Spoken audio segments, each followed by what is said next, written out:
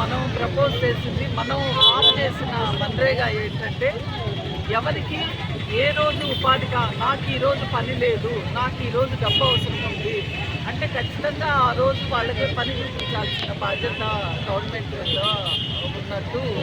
అంటే మనకు లెజిస్లేచర్లో వాళ్ళకి ఇచ్చిన హక్కు, రాజ్యాంగబద్ధంగా వచ్చిన హక్కుని ఉపయోగపెట్టేదానికి మనం ఈ పథకం చేసాము.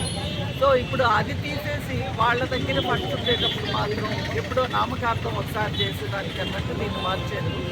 సో నెమ్మదిగా నెక్స్ట్ స్టెప్ ఏంటంటే ఎప్పుడో ఒకప్పుడు చేసేది, ఆ నెక్స్ట్ స్టెప్ పేపర్ల మీదే ఉంటుంది పథకం, ఆ నెక్స్ట్ స్టెప్ వైండ్ ఆఫ్ చేస్తారు.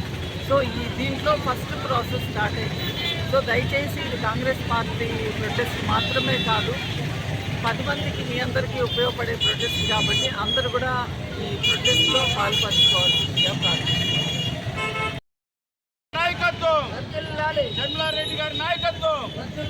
జై కాంగ్రెస్, జై కాంగ్రెస్, జై కాంగ్రెస్, జై కాంగ్రెస్, జై కాంగ్రెస్, జై కాంగ్రెస్. కిరణ్ కుమార్ రెడ్డి గారి నాయకత్వం, కిరణ్ కుమార్ రెడ్డి గారి నాయకత్వం, యశోధరమ్మ నాయకత్వం, యశోధరమ్మ నాయకత్వం. జై కాంగ్రెస్, జై కాంగ్రెస్, జై కాంగ్రెస్, జై కాంగ్రెస్, జై కాంగ్రెస్, జై కాంగ్రెస్.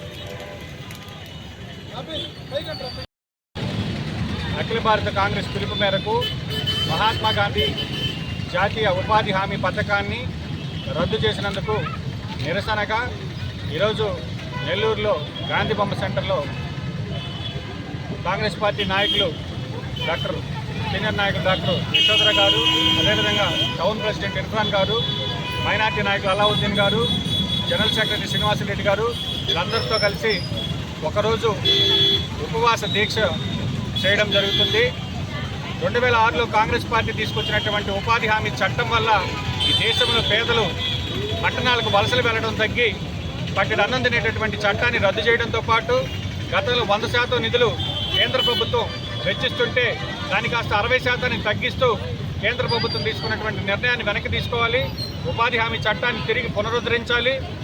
కాబట్టి కాంగ్రెస్ పార్టీ పేద ప్రజల పక్షాన దేశవ్యాప్తంగా నిరసన చేస్తుంది.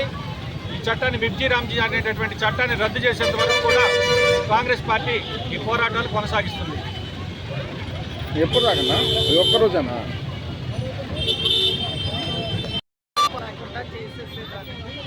మోడీ గారు అంటే ఆయన ఈరోజు ఏంటంటే మన్రేగాకి పేరు మార్చారు. పేరు మార్చి అందులో చిన్న మార్పు చేర్పులు చేశామని ఆయన చెప్తున్నాడు. ఏం చిన్న మార్పు చేర్పుంటాడు. సో ఆయన ఏంటంటే స్టేట్ గవర్నమెంట్ కూడా ఇన్వాల్వ్ చేస్తామన్నట్టు చేసామని చెప్పారు. బట్ ఈ గవర్నమెంట్